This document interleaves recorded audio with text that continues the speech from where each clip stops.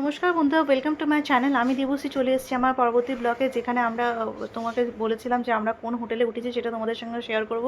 তোমরা একটু দেখতেই পেলে, এটা ছিল ক্লাব সেন্ট্রাল হোটেল। আমরা ততক্ষণ ওয়েট করছি, আমাদের রুম ততক্ষণ রেডি হয়ে গেল। আর রুমে ঢুকে যখন আমরা পৌঁছাই তখন অলরেডি দুপুর 3টে বাজে। খিদে ভীষণ পাচ্ছিল, বাট আমরা ঠিক করেছিলাম আগে রুমের প্রত্যেকটা জিনিস খুব ভালোভাবে দেখে নেবো, দেন আমরা একটু ফ্রেশ হয়ে দেন আমরা লাঞ্চ করতে যাব। যাই হোক, তোমরা দেখতেই পাচ্ছ আমাদের বেড, আর সামনে রয়েছে একটা বড় উইন্ডো, যেখান থেকে রাস্তা পুরো ভিউটা দেখতে ভীষণ ভালো লাগছিলো। ওয়েদারটা ছিল সেদিন খুব ক্লাউডি, একটু ঝিরিঝিরি বৃষ্টি হচ্ছিল, বাট আমরা যতক্ষণ পৌঁছাই রুমে তারপরে জোরে বৃষ্টিটা স্টার্ট হলো। যাই হোক, আমাদেরকে খুব একটা কষ্ট করতে হয়নি। আর আমরা যেহেতু অফ সিজনে গেছিলাম বলে এই রুমটা আমরা অনেক সাবসিডাইজ রেটে পেয়ে গেছি। তোমরা হয়তো যদি সিজন টাইমে যাও তোমরা হয়তো রেট বেশি থাকতে পারো।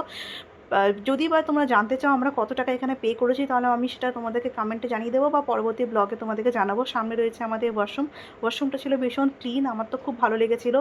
আলমারিটা যথেষ্ট বড় ছিল। আমি তখন এসব দেখে বেড়াচ্ছিলাম। অগ্নিব আমাদের লাঞ্চটা বুক করে নিল। আমরা যাই হোক ওখানে রেস্টুরেন্টে গিয়ে লাঞ্চটা করবো। এই রেস্টুরেন্ট ছিল সেকেন্ড ফ্লোরে, এই ক্লাব সেন্ট্রাল হোটেলেই লাগোয়া। আর সামনে রয়েছে আমার এই সোফা। দেখতে তো আমার এত ভালো লাগছে, এখানে বসে বসে আমি শুধু ভাবছি যে আমরা কোথায় কি যাব। খুব একটার পর একটা শুধু প্ল্যান করেই যাচ্ছি, জানি না কতটা এক্সিকিউট করতে পারবো, যেহেতু দুদিনের জন্যই এসছি মোটেই। যাই হোক, ফ্রেশে চলে এলাম আমরা এই রেস্টুরেন্টে। লাঞ্চ এবার জাস্ট একটু পরে আমরা করব। আমরা ব্রেকফাস্টটা বুক করেছি, বাট কী কী খেয়েছি সেটা আমি তোমাদেরকে পরবর্তী সব মেনু সমেত তোমাদেরকে জানাবো। শেষ করছি ব্লগটা এখানেই। চলো, বাই বাই, টাটা।